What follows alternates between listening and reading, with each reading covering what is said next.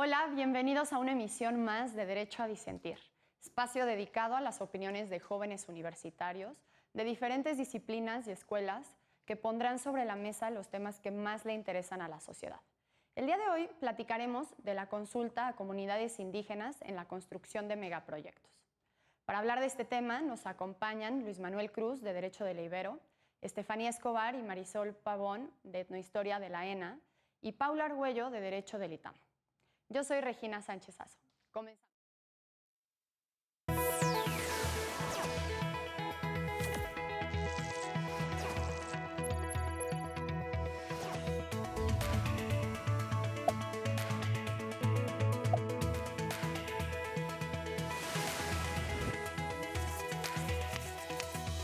En este caso, un grupo de personas pertenecientes al pueblo zapoteca en Juchitán, Oaxaca, impugnó que no se hizo una consulta previa, informada y de acuerdo con las costumbres y tradiciones de la comunidad para la construcción de un parque eólico que iba a producir energía eléctrica para el consumo de grandes empresas en la región. Contrario a lo señalado por el grupo de quejosos, la Suprema Corte determinó que la consulta sí se hizo de manera previa, informada y conforme a las costumbres.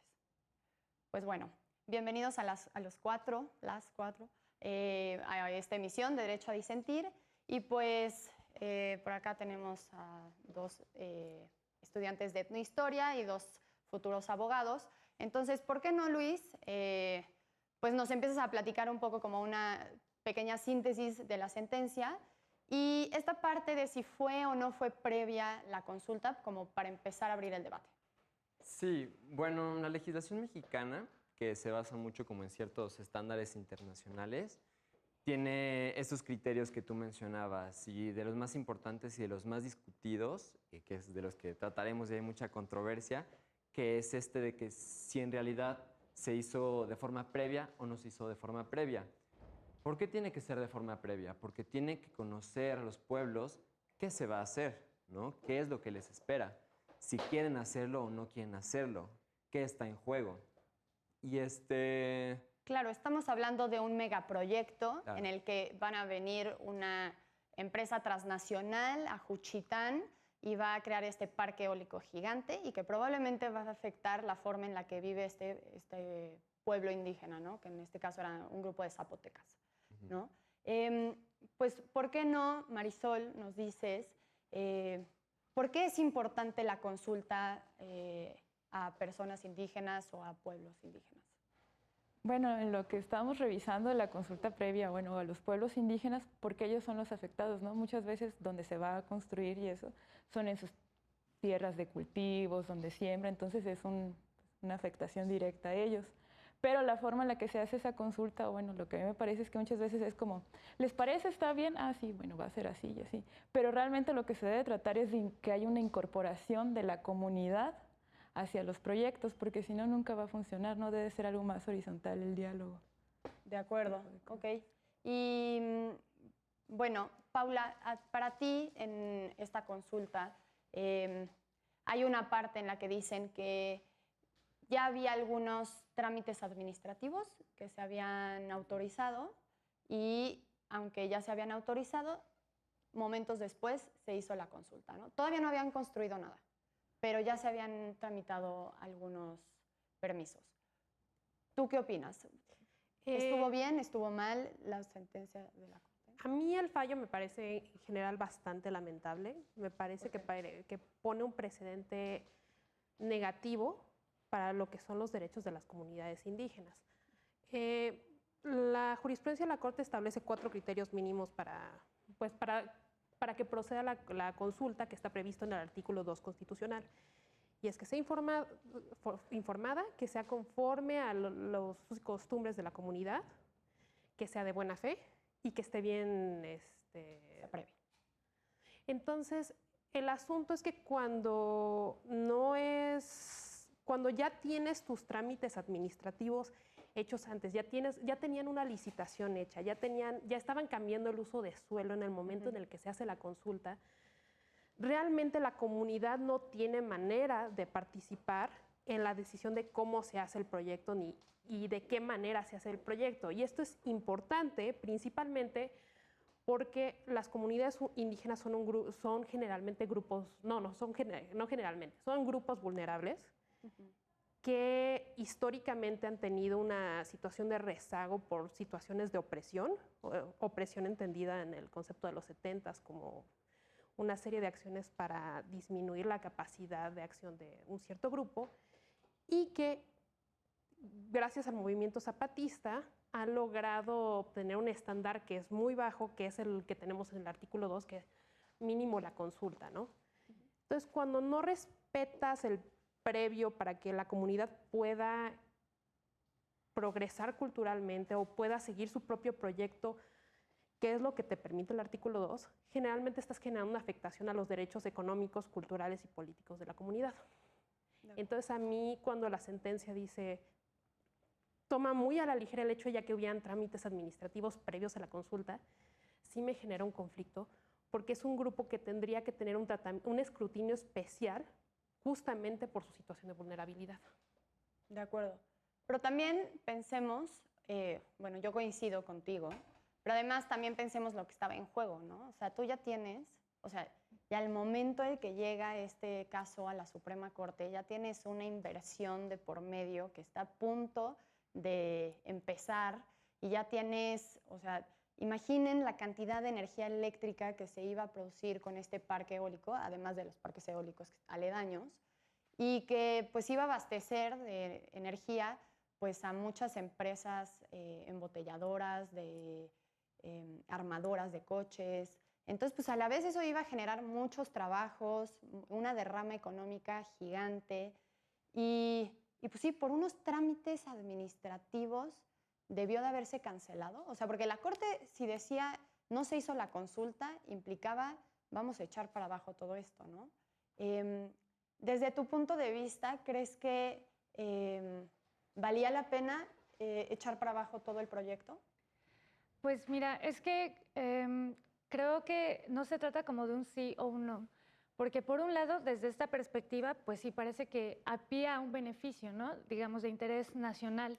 Sin embargo, creo que con el paso del tiempo y con muchos problemas que involucran comunidades indígenas, hemos visto que ya sea que lleguen mineras, que llegue cualquier otro tipo de empresa de inversión extranjera, pues realmente no beneficia a nadie, ¿no? Ni a las comunidades indígenas, ni al país en general. Y lo que vemos, ¿no?, últimamente en las noticias es que tenemos unas catástrofes ambientales importantes a raíz de todos estos megaproyectos, ¿no? No importa la índole que sean.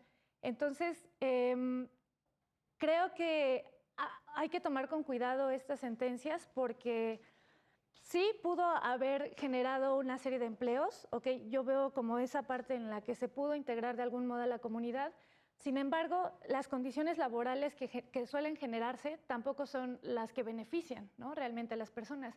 Hay una precariedad laboral importante que históricamente se puede rastrear en la inversión extranjera y también nacional.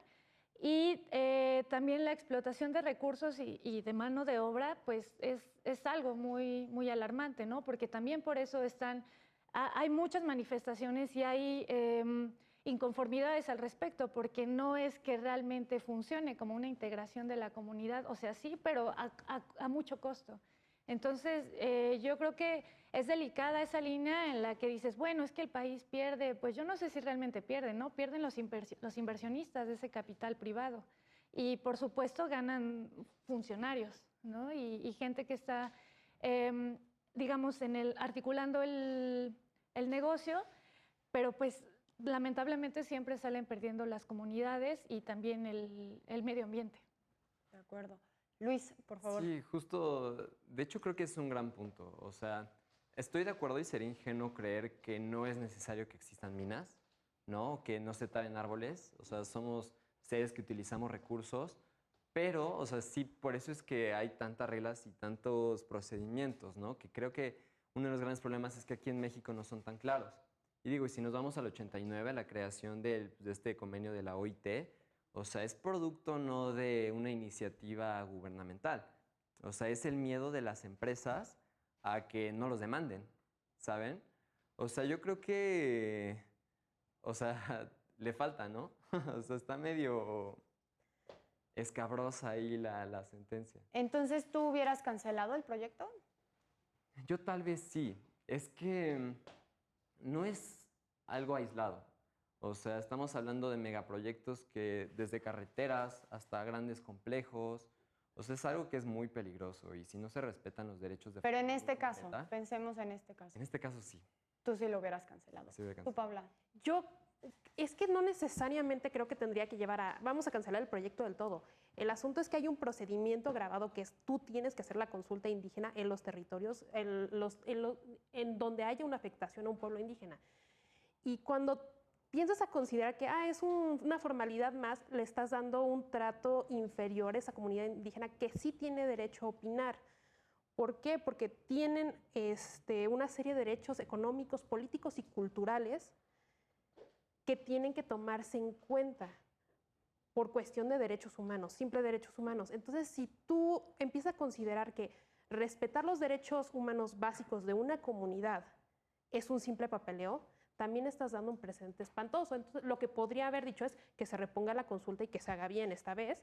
Y es más, la comunidad no necesariamente tendría que haber dicho, mando al proyecto al carajo, ¿no? Le hubiera dicho, pues negociamos, quizá no las queremos aquí, pueden hacer su planta eólica acá. Y hubiera sido incluso podría haber sido enriquecido por la comunidad indígena. Entonces, yo no creo que sea una cuestión de cancelarlo, ¿no? Sino de que hagan bien el procedimiento. Ok, o sea, sí crees que no se hizo bien. No, para nada. Ok, Marisol, ¿cuál es tu punto de vista? No, yo estoy igual de acuerdo con Paula de que no se hizo adecuadamente el procedimiento porque dicen que utilizaron traductores, pero hay que tener en cuenta que dentro del zapoteco hay distintos tipos de variantes y realmente si el traductor conocía los usos y costumbres de la comunidad y también que luego en cuanto a cuestiones eólicas va a haber ciertos tecnicismos que no se pueden traducir. Entonces hay muchas cosas las que entran, ¿no?, en juego para De acuerdo. poder hacerlo. ¿Y hay algún tipo de estudio antropológico que se pueda hacer para poder determinar si se hizo de manera adecuada o no? Sí, sí se puede ver. Bueno, en la descripción que daba brevemente de cómo se hizo el estudio, todo suena como, salió muy bien, perfecto y adecuado. Cuando muchas veces no sucede así, ¿no? O sea, las comunidades a veces ellos te van a proponer, no, nosotros está bien, ¿no? Se va a aceptar la eólica, pero hay que hacer estos cambios, hay que hacer... Y no se ve. Y luego también una de las cosas que ponen es que dicen que en la biblioteca de la comunidad se puede ir a consultar cuánta gente habla la lengua, pero no lo sabe leer. ¿No? Nosotros cuando empezamos a hablar el español, eso lo hablamos, pero pues no lo leemos. Y si ellos entran a una escuela, muchas veces se les obliga a aprender el español, entonces no te van a leer en la lengua. Entonces Sí. también hay que tomar. Entiendo que ahí lo que decían es que estaba publicado en internet cómo iba a ser el protocolo para llevar a cabo la consulta y que decían, bueno, es que nosotros no tenemos internet y lo que dijo la Corte o de lo que se dio cuenta es que había una biblioteca en el centro de Juchitán y que ahí podían ir a consultar como este protocolo. Sí, ¿no? ¿Y cuánta gente? ¿Qué opinas al respecto, Paula? Es que son un montón de trabas. Dices, ok, no tienes internet. Pero te pudiste haber, si tú querías opinar realmente de las eólicas, te tenías que haber parado, haber ido a la biblioteca, ir a la maquinita, revisar específicamente sobre esa consulta y hacer todo el procedimiento. Y tal vez culturalmente quizá ni siquiera tienes la cultura de, pues voy a checar ahorita mi Facebook y de paso checo lo de las eólicas, claro, y veo cómo va el proyecto. No, y además una planta eólica requiere un nivel de expertise que no necesariamente todo el mundo tiene. Entonces, cuando dices que tiene que ser accesible, no solo es, ahí te dejé los papeles, velos leyendo a tu paso y me avisas qué opinas, sino, hacerlo accesible, cuáles son las implicaciones reales ambientales, qué es lo que tenemos acá.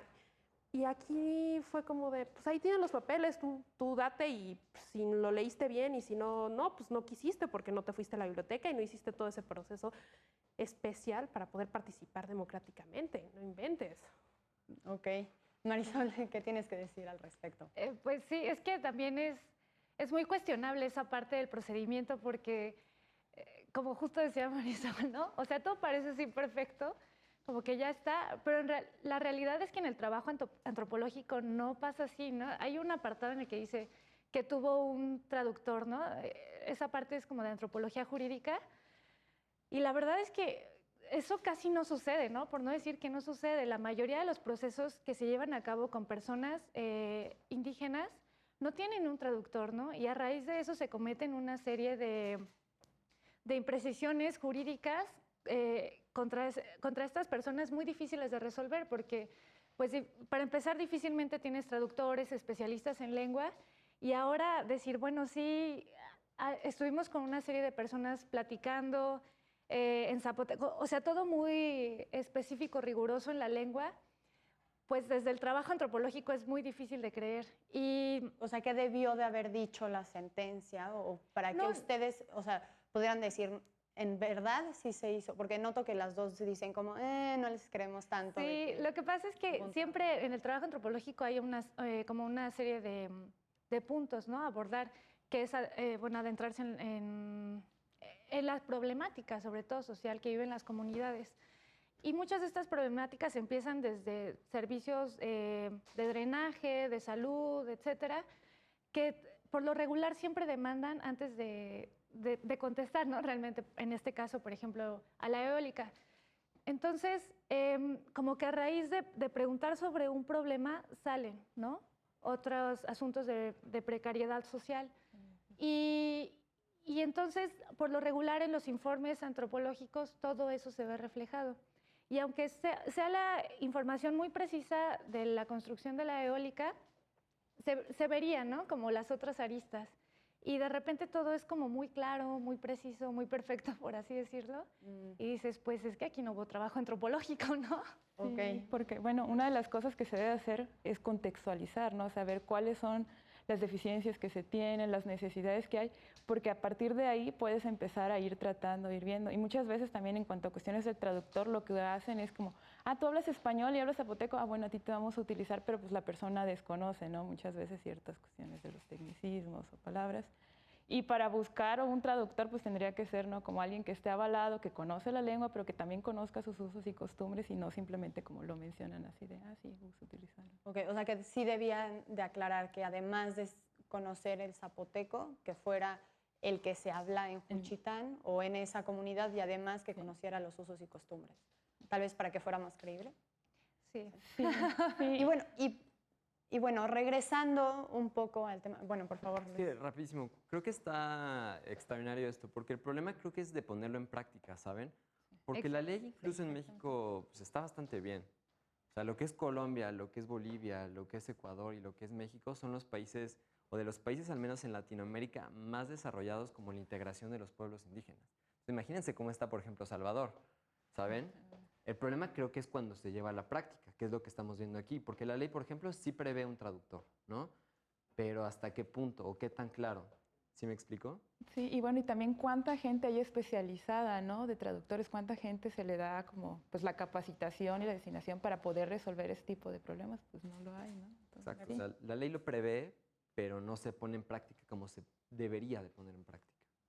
Paula, ¿ibas a decir? Yo desafortunadamente no concuerdo contigo sobre el avance de México en temas de derechos de los indígenas, particularmente porque si ponemos a Bolivia y a México en el mismo saco, Bolivia nos está sacando 7 años de ventaja. Digo, Bolivia ya tiene a gente, ya tiene mayorías, ya tiene la obligación de enseñar lenguas indígenas en la escuela, no solo para todos.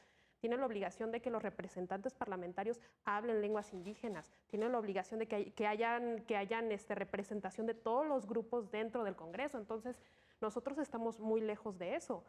Nosotros lo que tenemos es, te reconozco que puedes usar tu lengüita de eso, chance te doy la educación, te regalo el artículo 2, porque en el Pacto de San Andrés dijeron, ok, si nos comprometemos a hacer un montón de cambios para reconocer su independencia, reconocerle sus derechos políticos o culturales, y al final dijeron, bueno, tomen su artículo 2 y si bien les va.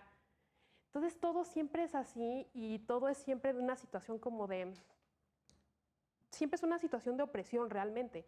Es de que, ok, te hago la consulta, pero ni siquiera es realmente, no necesariamente estoy obligada a seguir lo que me estás diciendo en la consulta. Incluso si tú me dijeras, no estoy de acuerdo, yo Estado no necesariamente tengo que acatar lo que me estás diciendo. Entonces sí es una situación como de simulación mucho en México.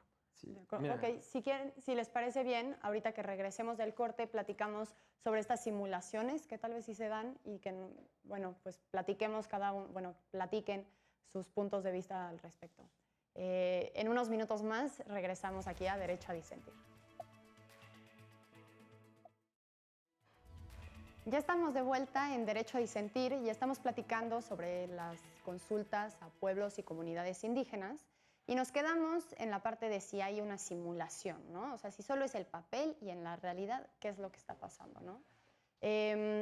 Pues bueno, justo aquí había un pequeño debate entre ustedes dos, entonces, ¿por qué no, Luis, respecto de lo que veníamos platicando, nos dices cuál es tu punto de vista? Sí, justo. O sea, no estoy diciendo que estemos perfectos, que es a lo que voy, pero estoy diciendo que de verdad podríamos estar peor. O sea, por ejemplo, hacen referencia en la sentencia al 169 de la OIT. Pero el 169 de la OIT solo habla de dos cosas. Uno, que sea de acuerdo. Por ejemplo, la sentencia, la que hace referencia nuestro amparo, habla de acuerdo culturalmente como ad hoc. ¿Sí me explico? O sea, lo que intenta hacer la Corte y lo que intenta hacer la legislación mexicana es ampliar los conceptos. Pero definitivamente estoy de acuerdo que no somos los mejores. O sea, hay países en los que se reconocen los derechos a la madre tierra, por ejemplo. Entonces, sí estoy de acuerdo que todavía falta mucho, pero sí creo que estamos progresando. Por ejemplo, esta sentencia, tal vez en la parte fáctica o en el análisis de la situación en concreto, no estuvo tan bien, pero los precedentes que pone, como el reconocimiento a los derechos de los pueblos indígenas, pues es algo que se tiene que rescatar de la sentencia, ¿sabes? Pues bueno, ¿por qué no? O sea, es que no sé, o sea, creo que podemos estar de acuerdo en que probablemente hay todavía un camino largo por recorrer y que no es perfecto, ¿no? O sea, y que pues, bueno, tal vez sí hay simulación. Bueno, ¿por qué no, Estefanía? ¿Tú crees que hay simulación en los...? Sí, bueno, pues es que el asunto es que ya llevamos como muchas décadas con simulaciones, ¿no? Constitucionalmente o tal vez el acuerdo del 169 pone muchas cosas sobre la mesa, ¿no? Donde las comunidades indígenas pues sí tienen un papel, tienen un lugar, tienen derechos, deben de estar de acuerdo y todo eso como dentro del espacio de coyuntura nacional, pero como que parece que de nada sirve que esté por escrito, ¿no? Como tantas cosas que están en la ley o no están y no se llevan a cabo porque, pues, volviendo al punto del levantamiento de los zapatistas desde el 94 hasta ahorita, ¿cuántos casos no vemos y hemos visto a lo largo de estos años de atropello, ¿no? A derechos humanos, a todo lo que dice el 169. Entonces, pues sí, evidentemente en la praxis estamos muy lejos, muy lejos de que realmente se ejerza la justicia hacia estas comunidades y que también se les escuche, porque también suelen haber foros, suelen haber espacios, digamos, institucionales donde se les da la palabra, pero queda en eso, ¿no? Entonces ya en el trabajo sí falta bastante. Claro, que hacer. pero a ver, también tomando en cuenta lo que dice la sentencia sobre que pues hubo personas que sí, o sea, los que se hicieron llamar representantes de esta comunidad, ellos acordaron y estuvieron, o sea, dijeron, estoy de acuerdo con que se haga este parque eólico. Mientras tanto, hubo unos cuantos que fueron, o sea, hubo parte de la comunidad que son los que se ampararon, ¿no? Pero sí hubo gente que dijo, estoy de acuerdo. Es que eso puede ser como muy engañoso, ¿no? Porque ¿realmente la comunidad reconoce a ellos como sus representantes? O sea, eso tendría que ser como la primera pregunta. Si son o no, porque muchas veces, en lo que hemos visto, la práctica es que van a escoger gente, ¿no?, de forma individual y van a decir, no, ellos sí están de acuerdo y ellos van a ser los representantes, ¿no?, por parte de las cuestiones de las eólicas. Entonces también hay que ser muy cuidadoso con eso. Otras veces sucede que pues, se da una compra o un beneficio, ¿no?, a los representantes y se deja de lado a la comunidad. Que no quiere decir que la comunidad tampoco pueda decir estamos de acuerdo en que se construya, pero siempre es como que haya un diálogo y que ellos también se incorporen, ¿no?, en la cuestión de las... De acuerdo, entonces podrías decir que es parte de esta simulación en la que de manera directa, a cambio de algo, les estás diciendo ya tú tú di que eres el representante de la comunidad indígena. Sí, es que hay que ser como muy cuidadoso o verificar, ¿no? Que realmente sí estén reconocidos como los representantes. ¿Y cómo se sabe eso? Es que ahí entraría como la labor del antropólogo, ir a la comunidad, o sea, no solo platicar con unos, ¿no? Sino adentrarse, conocer cuáles son los usos y costumbres para escoger quién va a ser su representante. Ok, o sea, no necesariamente existe un representante de la comunidad, sino en ese momento, dependiendo de la situación, entre ellos podrían elegir a alguien. Sí hay, pero es que también varía mucho de la comunidad en la forma en la que se organice, entonces ahí tendría que... Ok, pero sí era necesario un trabajo antropológico. Sí, claro. sí, definitivamente. Y en cuanto a esta cuestión de la simulación, bueno, a mí viendo las cosas que han pasado últimamente, es que ya se les está dando como su reconocimiento, ¿no? México es muy diverso, hay esta cantidad de pueblos indígenas y hay que reconocer la riqueza cultural que tenemos, pero realmente, ¿qué tanto les sirve esta difusión y qué tanto se están trabajando las problemáticas que tienen ellos, ¿no? O sea, realmente se deja de lado cuáles son sus problemáticas y solo se enfocan en la diversidad cultural y riqueza que tenemos. De acuerdo. Entonces, sí. Ok, sí, bueno, me parece muy interesante lo que acabas de decir. Y también, bueno, quisiera ponerles el otro lado de la moneda, ¿no? ¿Creen que sería posible que incluso algunas personas dentro de la comunidad se quieran aprovechar de esta situación como para extorsionar al gobierno o a las empresas diciéndoles, pues como yo sé que tengo este derecho a la consulta, hasta que yo no te dé mi visto bueno, no puedes hacer nada? Entonces, que se aprovechen, o sea, que se vuelva, pues sí, que se aprovechen de esta situación en la que ellos están parados para poder obtener mayores beneficios. O sea, uno de los criterios, de hecho, de los que mencionábamos, es que sean las negociaciones de buena fe. Entonces, la idea es que ambos estén negociando de buena fe, ¿no? No únicamente uno quiera lucrar o el otro quiera retener. O sea, pero pues al final creo que somos humanos, entonces tanto la empresa puede actuar de mala fe, tanto como el pueblo o el representante que tal vez no represente puede estar actuando de mala fe. O sea, por eso es que creo que sí deben de haber como ciertos mecanismos claros como para destapar pues, la cañería cuando ya no se está llegando a ningún tipo de acuerdo. Ok, Paula. A mí me parece que es una extorsión muy cara. O sea, es solamente, ya sé, yo tengo derecho a la consulta, pero aquí incluso a regañadientes se hizo la consulta. Luego te tienes que amparar y ampararte no es barato. Entonces, es una carga económica que para ser una extorsión me parece bastante... Bueno, pero o sea, yo no afirmo que en este caso haya habido una extorsión. En este caso hubo gente que dijo, sí estoy a favor de la consulta y por eso se puso la palomita de ya hubo consulta, ¿no? Sí, pero digo, de eso a que... en el caso incluso hipotético de que pensar que la gente puede usar como algún tipo de manera a extorsionar la consulta, creo que es difícil justamente por todos los requisitos. De entrada, que tu amparo proceda es complicado y es costoso.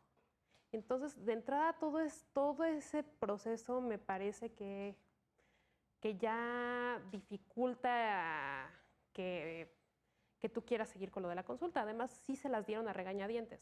O sea, realmente ya tenían empezar a licitación y fue como de, ¡chin! Había una comunidad indígena, saca los papeles, saca 3 personas que digan, sí, nosotros somos los representantes, estamos a favor, y ya jala la consulta y ya no salimos de este problema. Pero ya tenían todo hecho antes. Y realmente sí veo difícil que se haya tratado una cuestión como de extorsión. Ok, entonces, retomando un poco la primera pregunta, ¿tú hubieras cancelado el proyecto? No, ya lo... Ajá, ya... Sí, no. Claro. La cuestión es, tienen que volver a hacerla y tienen que hacerla correctamente. Claro, para evitar una simulación. Okay. Sí, yo me gustaría añadir algo a eso. Igual me parece complicado hablar de que se estén agarrando de eso, ¿no?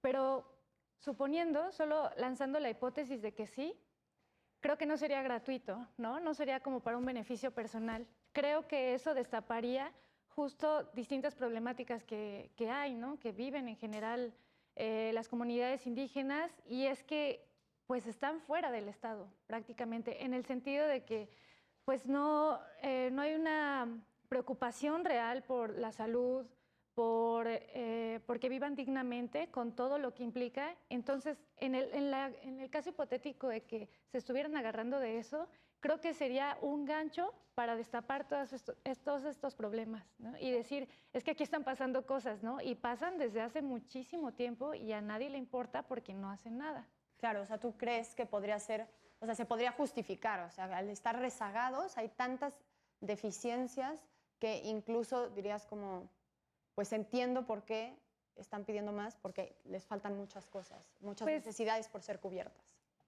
Justificar no sería la palabra que yo usaría porque es peligrosa, porque en justificar pues ya salen un montón de cosas, ¿no? Que se justifican, como la violencia, como tantos otros ejercicios y abusos de poder. Pero en el caso hipotético de que suceda, más bien sería pues justo un levantar la mano, ¿no? De, bueno, a través de esta consulta y de todo esto, ¿saben qué? Ok, está el problema de la construcción, pero están pasando otras tantas cosas. Ok, de acuerdo. Sí. Bueno, yo de hecho me metí a buscar sobre la situación de Juchitán y está viendo que desde los 80 la comunidad está teniendo problemas y está denunciando por presencia de, ¿cómo se llama?, de inversión extranjera en el lugar, y aparte porque está ubicado, ¿no?, geográficamente es un punto comercial muy importante de la costa del Pacífico de esa región y es la parte, ¿no?, más estrecha también que te permite acceder hacia el Golfo. Claro, está Entonces también hay que tener en cuenta ese tipo de factores que son... Claro, la parte geográfica, o sea, porque podríamos decir, alguien decía hace un momento, como, bueno, podríamos negociar y decirles, bueno, ustedes, empresa, váyanse y construyan más por allá. Pero tal vez si geográficamente, pues es la zona donde hay más viento y por lo tanto es ideal para que haya ahí un parque eólico, ¿no? Entonces, ahí como, o sea, bueno, yo veo, ustedes díganme qué opinan, pues sí como una lucha entre el desarrollo económico y además tomando en cuenta las variables geográficas contra los derechos de una comunidad indígena. Y ahí, ¿cuál tiene que ser el papel del Estado? Y si es suficiente una consulta para lograr equiparar la situación entre ambas partes. Paula, ¿tú qué opinas? La consulta como está planeada en este momento no me parece suficiente. Okay. El Estado en general tiene, como hay derechos en juego, tiene que ponderar. Entonces, aquí el de la comunidad, aquí la ponderación generalmente no se hace mucho. ¿Por qué? Porque la consulta se toma mucho como un papeleo, muchas veces el resultado no necesariamente es vinculante. A veces los miembros de la comunidad realmente se hacen las consultas a modo. Entonces, e incluso cuando se pelea eso en la corte da fallos como este en el que dice, pues, sí se hizo bien, haciendo la vista gorda. Y no es el primer fallo en el que la corte hace la vista gorda en muchas cosas. Y es más, la corte ha fallado incluso en contra de la jurisprudencia de la Corte Interamericana, como en el caso de soya transgénica, en cosas de que sí no necesito tu consentimiento, comunidad, para yo hacer ese tipo de cosas, y sí me parece muy delicado. Entonces creo que tendríamos que mejorar nuestro juego con las comunidades indígenas, se lo debemos, históricamente. Ok, y entonces tomando en cuenta sobre las consultas y su papel en este juego de derechos, ¿ustedes creen que este tipo de consultas no lo estamos imponiendo nosotros como cultura occidental, o sea, proveniente de una cultura de derechos humanos, una tradición de derechos humanos en contra de comunidades indígenas que se rigen bajo sus propias normas? O sea, ¿ellos estarán de acuerdo en la forma en la que son consultados? No creo. No, No lo creo. Ok, entonces, ¿ustedes qué propondrían o qué creen que es lo que falta o no sé? Bueno, de manera personal creo que es muy simulado. O sea, lo que venimos diciendo, la consulta es muy a modo y, digamos, es para personas muy específicas, ¿no? Para un sector. Y entonces, pues eso complica todos los niveles de consenso, ¿no? De culturas y de la cultura involucrada y también, sí, jurídicamente o sea, se complejiza todo, ¿no? En el modo de hacerlo y a quiénes se hacen.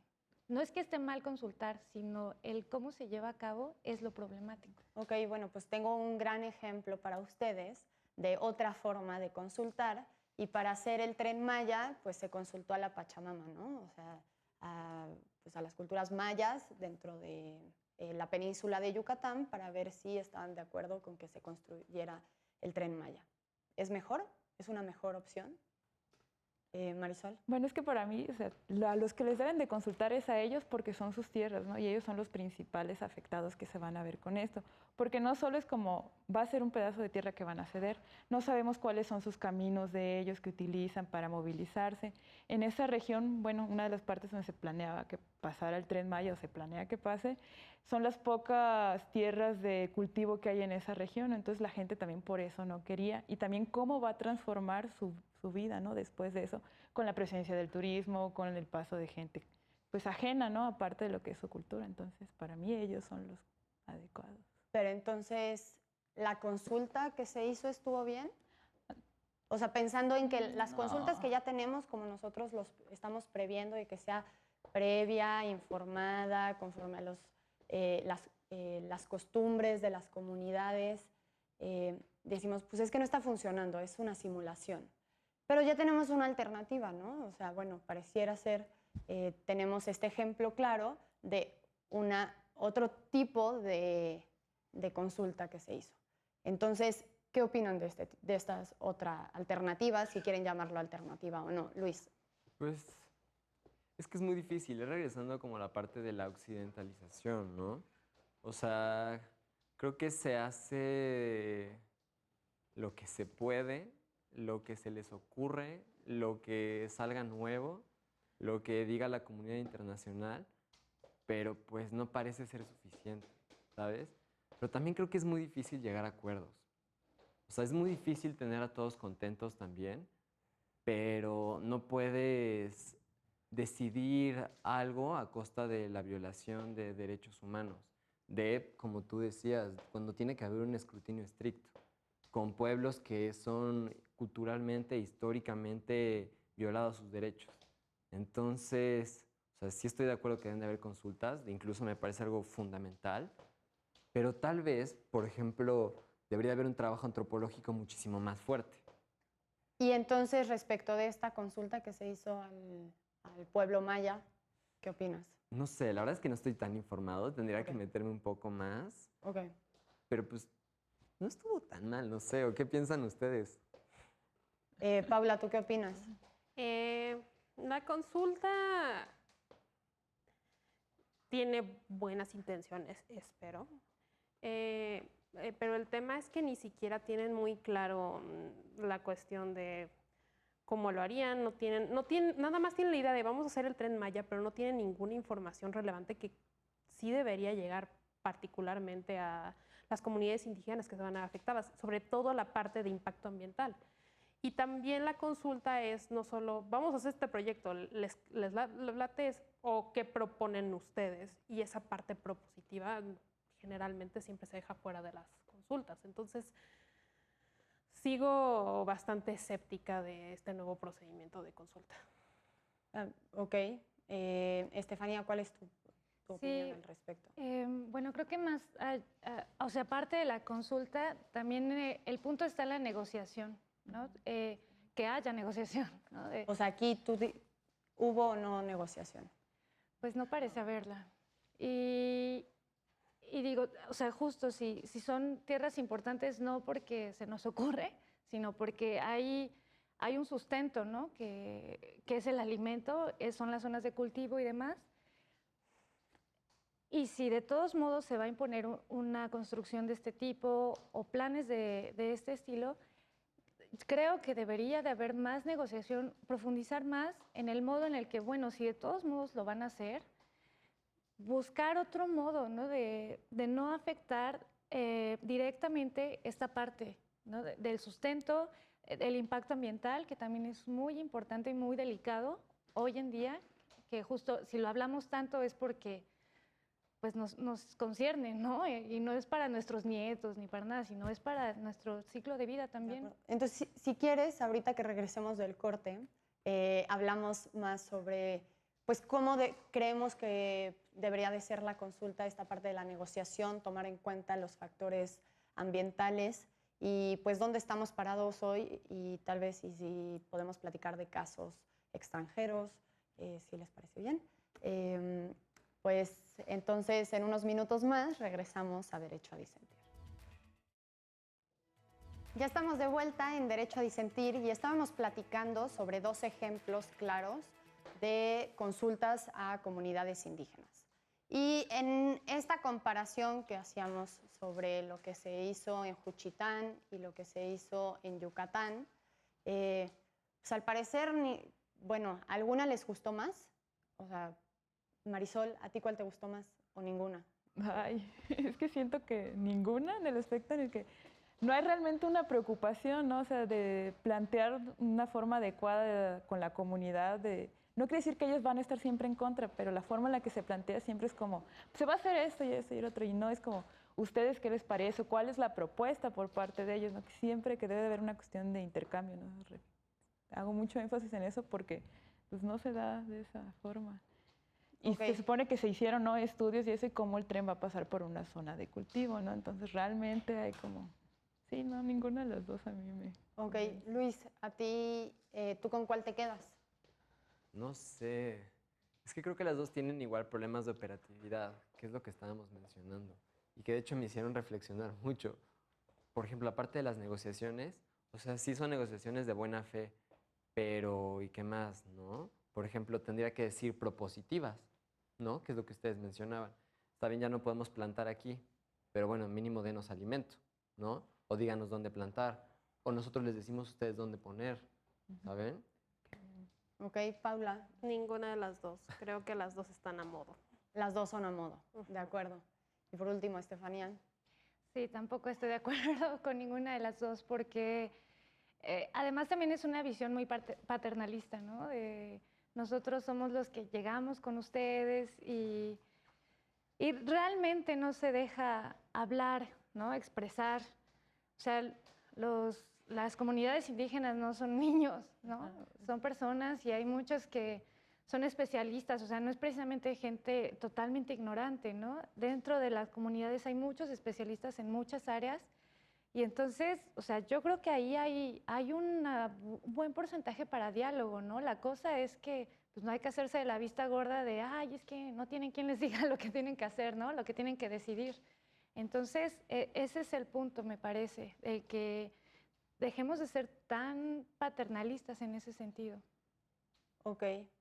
Pues bueno, y entonces, ¿cuál creerían, bueno, ya tomando en cuenta de que no existe, o sea, hasta a la fecha en México no hemos visto un modelo de una consulta hecha debidamente, ¿no? Como a nosotros nos gustaría que se hiciera.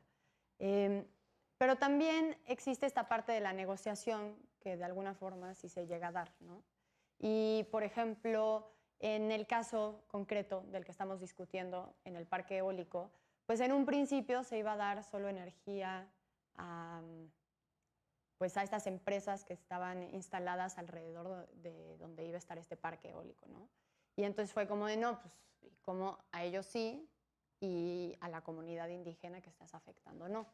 Entonces, sobre estos beneficios que les deben de dar a las comunidades indígenas, ¿hasta dónde sí y hasta dónde no? ¿Hasta dónde es chamba del Estado y no de las empresas? Paula, ¿te gustaría darnos tu punto de vista? ¿Hasta dónde es la chamba del Estado y hasta dónde de las empresas? Pues si el proyecto va a beneficiar particularmente a las empresas, yo creo que el proyecto lo tendrían que hacer las empresas. Si es un proyecto que va a dar energía eléctrica no, más allá de a los 3 cuates del municipio, quizás sí tendría que ser más una cuestión estatal, porque aquí sí era muy claro que el porcentaje mayoritario de la energía iba a ir para 5 grupos particulares. Entonces, sí, el rol del Estado en dado caso es checar que durante el proceso de, ok, queremos hacer este parque eólico, se respeten los derechos mínimos, el piso mínimo de la comunidad, me explico, y sobre todo teniendo en cuenta que es un grupo que tiene, que, como insisto, que está en una situación de opresión. Entonces, tú tienes que realizar un trabajo particular para subirlos, para que estén en el piso mínimo igual que todos. Entonces, esa sí creo que es la chamba clara del Estado. Ok, verificar que este piso exista. Ok, de acuerdo. Marisol, ¿cuál es tu punto de vista? O sea, tenemos estas empresas, o sea, la empresa que va a suministrar de energía eléctrica a ciertas empresas. ¿Estaba obligada a darle energía eléctrica a la comunidad indígena? Pues para mí sí, porque está, bueno, ¿no? En lo que había revisado, decían que iban a tener una afectación porque también pues, en cuestiones de suelo, pues para la siembra, el ruido que ocasiona, y ellos son los principales afectados. Entonces es una forma de resarcir lo que se está haciendo. Ok, Luis. Sí, de hecho está muy interesante esa pregunta, porque lo que es el neoliberalismo es que le quita un poco el poder al gobierno, ¿no? Que es el poder de las empresas transnacionales y las nacionales y como el choque que existe. Y aquí yo creo que los tres tienen cierto tipo de responsabilidad. El gobierno tiene que revisar que todo sea conforme a los procesos que se establecen y tal vez no solo ahorita el mínimo, o sea, sí el mínimo como para que lleguen a esta línea de igualdad, pero más allá, sino reconocerle incluso más derechos que no están reconocidos, ¿no? Hacerlo de forma progresiva.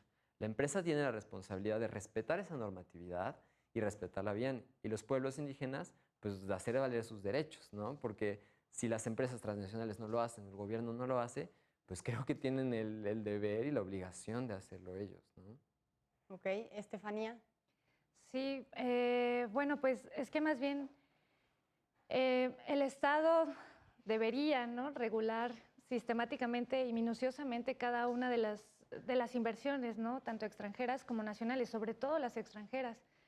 Y eso, pues más bien es como algo que siempre está difuso, ¿no? Como, sí, tenemos protocolos, tenemos consultas, pero a ciencia cierta, ¿quién sabe qué pasa en ese procedimiento, ¿no? Y entonces lo único que llegamos a saber es que, bueno, tenemos una serie de comunidades que se manifiestan porque se violan derechos, porque se violan una serie de cosas.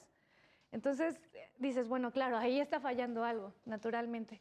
Y después vemos que si se empieza a alzar la voz de esta parte, pues hay otra serie de negativas, ¿no?, de ejercicio de violencia hacia estos grupos vulnerables.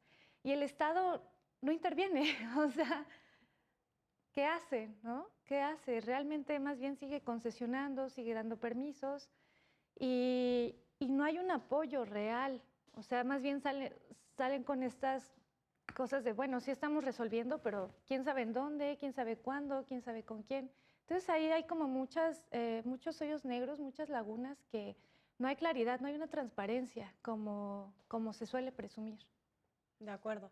Bueno, sí, creo que estamos de acuerdo en que pues, pareciera que hay una falta de interés de parte del Estado de que se implemente de manera adecuada estas regulaciones, ¿no?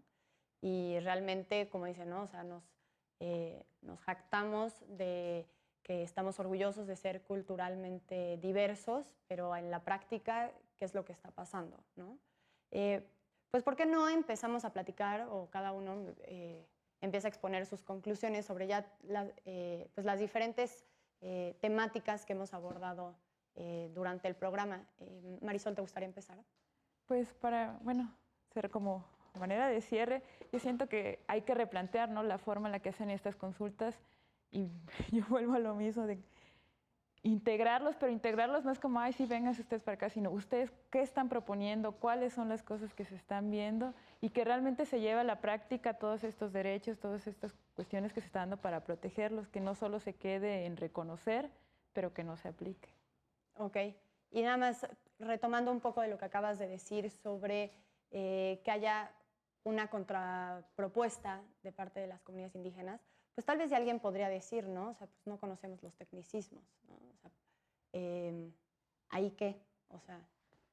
Pues es que por eso mismo se necesita como una capacitación y que venga, sí, una capacitación y explicarles. Y aseguro que hay gente de las comunidades que sí conoce, pero pues muchas veces es como, no, ellos no van a saber esto. Y hay gente que ya está planteando formas de hacer y de actuar que pues, nosotros lo desconocemos. Ok. Paula, para concluir, o sea, Yo creo que, bueno, para no ser reiterativa, uno de los puntos centrales es que la consulta no tiene que considerarse como un trámite burocrático más, sino como parte de un proceso grabado, y es muy importante seguirlo para evitar la vulneración de los derechos humanos. Los derechos humanos no están sujetos a ser un vil papel que avientas y luego pasas la hoja, ¿no? O a carpetazo, ¿no? Entonces, esa sería una de mis conclusiones principales, que la sentencia me dejó bastante desilusionada. ok, de acuerdo. Luis, Pues, o sea, creo que, como les decía al principio, estamos progresando hasta cierto punto. Digo, la comunidad internacional me parece que ha jugado un papel fundamental como para presionar al gobierno mexicano el reconocimiento de los derechos, y los mismos pueblos indígenas, no solamente aquí en México, sino todos los pueblos mayas, por ejemplo, cómo han peleado durante décadas por sus derechos. Eso me parece una obra maestra, que no estaríamos así, no tendríamos estos derechos reconocidos mínimo en la ley si no fuera por ellos. Y pues solamente ahondar más, ¿no? O sea, realmente atacar como el problema desde varias aristas, ¿no? O sea, ¿qué se necesita? Educación, por ejemplo, ¿no? Tener estos traductores, reales traductores, que sí cumplan con las características que deben de cumplir, que se necesitan mejores negociadores, que se necesitan, o sea, no es solamente ponerlo en papel, sino ponerlo en práctica. ok, de acuerdo. Y Estefanía, Sí, pues justo coincido con Paula que no haya que no se salten los procedimientos, ¿no? Si de todos modos la inversión internacional, transnacional, se va a ejercer porque por desgracia eso sucede, o sea, como bueno, sí, muy bien, lo que te consultemos o no, de todos modos lo vamos a hacer. Digo, ¿qué es lo que pasa? Seamos un poco realistas. Al menos, digamos, no se salten toda esta parte, ¿no? O sea, hay mucho trabajo que hacer en el diálogo. Hay un diálogo, para empezar, que se debería de hacer y que no se hace. Y eso es muy alarmante porque, reitero, por saltarse eso, hay una serie de atropellos a derechos humanos, que los derechos humanos no se cuestionan. Hay una serie de ejercicio de violencia simbólica y también práctica muy alarmante y muy importante que no se atiende, ¿no? Antes y después de todas estas consultas o inversiones, y creo que eso es lo que se debe de atender y es con lo que yo cerraría, ¿no? Que eso tiene que atenderse ya. buenísimo. Pues muchas gracias a las 4 por haber venido hoy. Creo que tocamos muchos temas sensibles sobre cómo las consultas a comunidades y personas indígenas pues, no se están llevando a cabo de la manera más rigurosa y que pareciera que son meras simulaciones, ¿no? Para cumplir con un requisito más dentro del papeleo. Creo que coincidimos en que hay mucho camino por recorrer y que realmente tiene que demostrarse un interés de parte del Estado y de todas las partes, ¿no? Al igual de las empresas y pues sí, más que nada, ¿no? Creo que fue pues, enriquecedora la discusión y qué bueno que vinieron hoy. También muchas gracias a ustedes por habernos acompañado esta noche y los estamos esperando de 9 a 10, de lunes a jueves, en Derecho a Disentir. Mi nombre es Regina Sánchez Sazo. Muchas gracias.